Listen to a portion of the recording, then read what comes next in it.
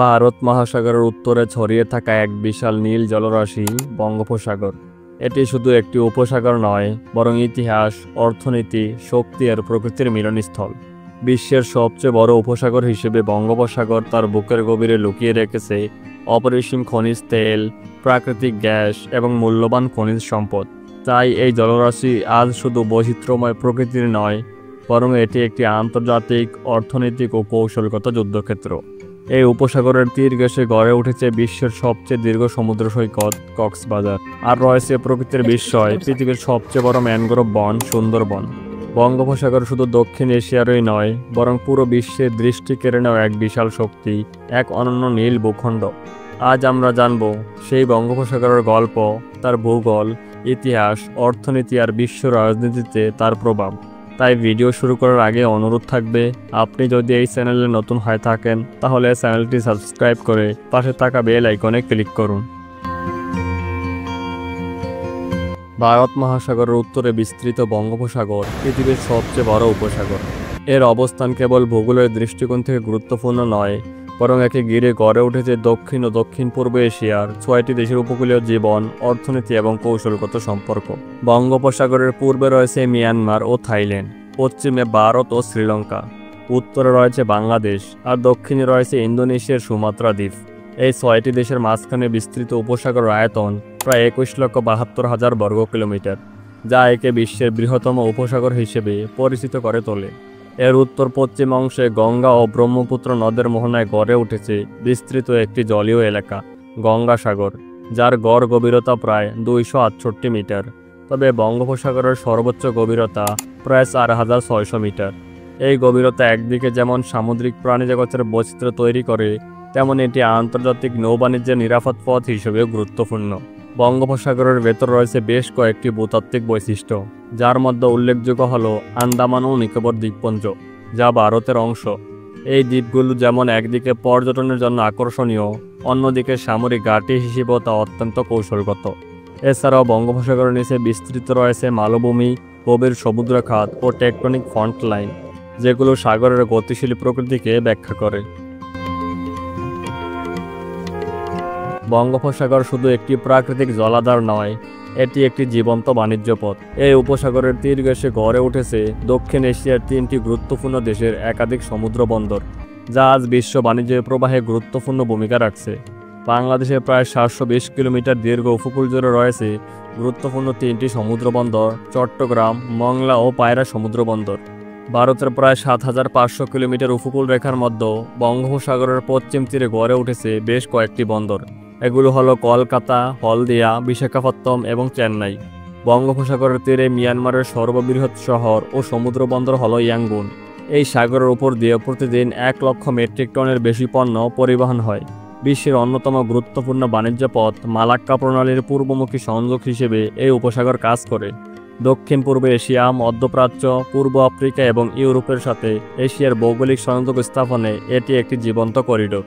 এছাড়া বঙ্গোপসাগরের তলদেশে রয়েছে প্রচুর খনিজ তেল ও প্রাকৃতিক গ্যাসের ভাণ্ডার, যা বহু দেশকে এই অঞ্চল ঘিরে অর্থনৈতিক ও সামরিকভাবে সক্রিয় করেছে। বঙ্গোপসাগর শুধু বিশাল জলরাশির নাম নয়, এটি ঘিরে আছে অসংখ্য দ্বীপ ও উপকূলীয় সমুদ্র সৈকতের এক অপূর্ব সমাহার। এই সাগরের পূর্ব দিকে বিস্তৃত রয়েছে আন্দামান ও নিকোবর দ্বীপপুঞ্জ, যা বঙ্গোপসাগরের সবচেয়ে বড় দ্বীপাঞ্চল হিসেবে পরিচিত। এখানে ছোট বড় মিলিয়ে প্রায় 572টি দ্বীপ রয়েছে, যার মধ্যে মাত্র 37টি দ্বীপে মানুষের বসবাস রয়েছে। এই সমস্ত দ্বীপ ভারতের অন্তর্গত এবং অনেকগুলি পর্যটনের জন্য বিখ্যাত। এর প্রাকৃতিক সৌন্দর্য, সমুদ্র তট, প্রবাল প্রাচীর এবং জলজ জীববৈচিত্র্য এই অঞ্চলকে করে তুলেছে অনন্য। বঙ্গোপসাগরের উত্তর পূর্ব উপকূলে অবস্থিত বাংলাদেশের একমাত্র দ্বীপ সেন্ট মার্টিন, যা পর্যটকদের কাছে অত্যন্ত জনপ্রিয়। যদিও এটি বাংলাদেশের একমাত্র প্রবাল দ্বীপ, তবে বাংলাদেশের উপকূলে ছড়িয়ে রয়েছে প্রায় 36টি ছোট বড় দ্বীপ ও চরাঞ্চল, যেগুলোর অনেকগুলো জেলেদের বসবাস, কৃষি কিংবা জীববৈচিত্র্যের জন্য পরিচিত। এই উপকূলে রয়েছে বিশ্বের সবচেয়ে দীর্ঘ সমুদ্র সৈকত কক্সবাজার। প্রায় 120 কিলোমিটার দীর্ঘ এই সৈকত পর্যটন, মৎস্য ও প্রাকৃতিক সৌন্দর্যের এক বিস্ময়। এছাড়া কুয়াকাটা সমুদ্র সৈকত, যেখানে সূর্যোদয় ও সূর্যাস্ত উভয়ই দেখা যায়, সেটিও বঙ্গোপসাগর উপকূলে অবস্থিত আরেকটি অন্যতম আকর্ষণ। ভারতের পূর্ব উপকূলীয় ছড়িয়ে রয়েছে বেশ কিছু জনপ্রিয় সমুদ্র সৈকত। এর মধ্যে দীঘা, পুরী, বকখালি, বিশাখাপত্তনম ও মেরিনা সৈকত উল্লেখযোগ্য। বিশেষ করে মেরিনা সৈকত বিশ্বের দীর্ঘতম প্রাকৃতিক নগর সৈকতগুলোর একটি। অন্যদিকে মিয়ানমারের উপকূলে রয়েছে মনোমুগ্ধকর গাফালি সৈকত, যা তার স্বচ্ছ নীল জল, নরম সাদা বালি এবং শান্ত পরিবেশের জন্য বিখ্যাত। একই সঙ্গে শ্রীলঙ্কার পূর্ব উপকূলে অবস্থিত ওরুগ্রাম বে একদিকে সার্ফিংয়ের স্বর্গ, অন্যদিকে এক নির্জন সৌন্দর্যের আশ্রয়। এই উপকূলীয় দ্বীপ ও সৈকতগুলো শুধু প্রাকৃতিক সৌন্দর্যের আধার নয়, বরং এগুলো দেশের পর্যটন শিল্প, মৎস্য ও অর্থনীতিতে গুরুত্বপূর্ণ ভূমিকা রাখে। বঙ্গোপসাগর যেন তার শান্ত উজ্জ্বল ঢেউয়ের মাঝে ছড়িয়ে রেখেছে জীবন, সম্পদ আর সম্ভাবনার এক সুবিশাল জগৎ। এই সাগর শুধুমাত্র একটি জলরাশি নয়, এটি এক বিস্ময়কর ও জীববৈচিত্র্যের আধার। এই উপসাগরের জলে গড়ে উঠেছে হাজারো প্রজাতির সামুদ্রিক মাছ, জলজ প্রাণী, কচ্ছপ, ডলফিন, প্রবাল প্রাচীর এবং পৃথিবীর অন্যতম বৃহৎ ম্যানগ্রোভ বনাঞ্চল সুন্দরবনের এক অপূর্ব সামুদ্রিক বাস্তুতন্ত্র। এই সাগরের বুক চিরে প্রতিনিয়ত ভেসে বেড়ায় রূপালী ইলিশ, যা বাংলাদেশের জাতীয় মাছ এবং এই অঞ্চলের মানুষের আবেগ ও জীবিকার সাথে ওতপ্রোতভাবে জড়িত। বঙ্গোপসাগর শুধুমাত্র মাছ ও চিংড়ির জন্য পরিচিত নয়, এটি ডলফিন ও তিমির মতো বুদ্ধিমান সামুদ্রিক স্তন্যপায়ীদের আবাসস্থল। বিশেষ করে স্পিনার ও বটলনোজ ডলফিন প্রায় গভীর জলে দেখা যায়। বঙ্গোপসাগরের নিচে বিস্তৃত রয়েছে প্রবাল প্রাচীর বা কোরাল রিফ, যা শত শত সামুদ্রিক প্রজাতির আশ্রয়স্থল। এগুলোর রঙিন সৌন্দর্য যেমন পর্যটকদের মুগ্ধ করে, তেমনি এগুলো মাছের ডিম পাড়ার নিরাপদ জায়গা হিসেবেও কাজ করে। বঙ্গোপসাগরের উপকূলে অবস্থিত বিশ্বের বৃহত্তম ম্যানগ্রোভ বন সুন্দরবন, যা বাংলাদেশ ও ভারতের মধ্যে বিস্তৃত। সুন্দরবনের নদী ও খালগুলো সাগরের সাথে যুক্ত হয়ে একটি জটিল ও সমৃদ্ধ বাস্তুতন্ত্র গড়ে তুলেছে।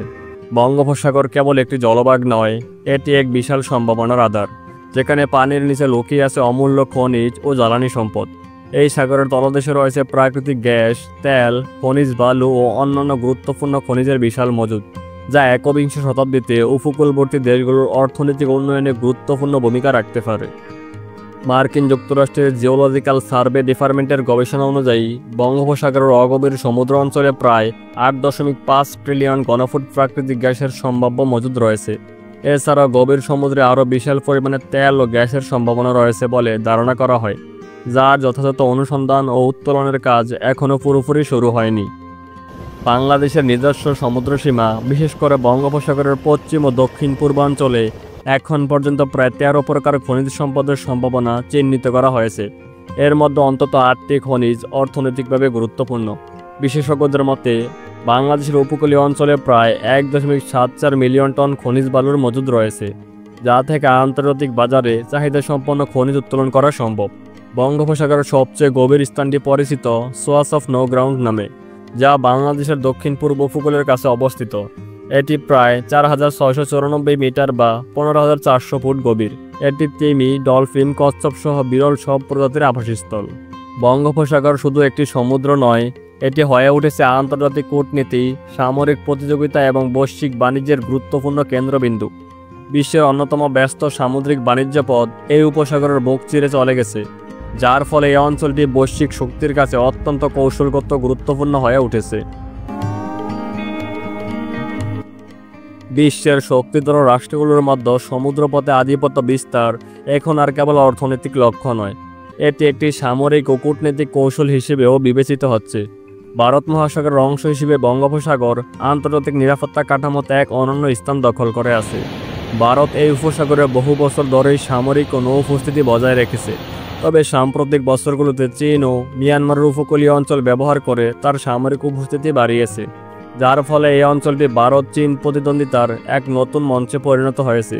চীনের বেল্ট অ্যান্ড রোড ইনিশিয়েটিভ প্রকল্প ও কিয়াকফিউ বন্দরকে কেন্দ্র করে গড়ে ওঠা সামুদ্রিক করিডোর তাদের এই আগ্রাসী কৌশলেরই অংশ। তবে বাংলাদেশও পিছিয়ে নেই। নৌবাহিনীকে আধুনিকরণ, সাবমেরিন এবং যুদ্ধজাহাজ মোতায়েনের মাধ্যমে বঙ্গোপসাগরের আন্তর্জাতিক নিরাপত্তা কাঠামোতে নিজের অবস্থান শক্তিশালী করেছে বাংলাদেশ। সমুদ্রকেন্দ্রিক জাতীয় নিরাপত্তা কৌশলের অংশ হিসেবে বাংলাদেশ ক্রমে আরও সচেতন এবং সক্রিয় ভূমিকা গ্রহণ করেছে। যুক্তরাষ্ট্র বঙ্গোপসাগরের সামরিক ঘাঁটি স্থাপন করতে চাইলেও বাংলাদেশের ব্যর্থহীন অনীহার কারণে সেই পরিকল্পনা বাস্তবায়িত হয়নি। এর ফলে এখনও পর্যন্ত বঙ্গোপসাগর মার্কিন বা রুশ আধিপত্যের কঠোর নিয়ন্ত্রণে পড়েনি। তবে এই পরিস্থিতি অনিশ্চিত এবং ভূরাজনীতির দ্রুত পরিবর্তনশীল প্রেক্ষাপটে এটি ভবিষ্যতে রূপান্তরিত হতেই পারে। অন্যদিকে আটলান্টিক মহাসাগর ইতিমধ্যেই পরাশক্তিদের সামরিক ও বাণিজ্যিক প্রতিযোগিতার কেন্দ্রবিন্দুতে পরিণত হয়েছে। আটলান্টিক গিরি গড়ে ওঠা এই আধিপত্যের লড়াই পরিবেশগত বিপর্যয়ের আশঙ্কাও বাড়িয়ে তুলেছে। নানাবিধ দূষণ ও মানবসৃষ্ট কার্যকলাপ এই মহাসাগরের পরিবেশ ও জীববৈচিত্র্যকে হুমকির মুখে ফেলেছে। বিশ্বের দ্বিতীয় বৃহত্তম মহাসাগর আটলান্টিকের ভূরাজনীতি, পরিবেশ ও নিরাপত্তা সংকট সম্পর্কে জানতে চাইলে জিওপথের এই ভিডিওটি দেখতে পারেন। আপনি যদি এই চ্যানেলে নতুন হয়ে থাকেন তাহলে চ্যানেলটি সাবস্ক্রাইব করে বন্ধুদের সাথে শেয়ার করেন।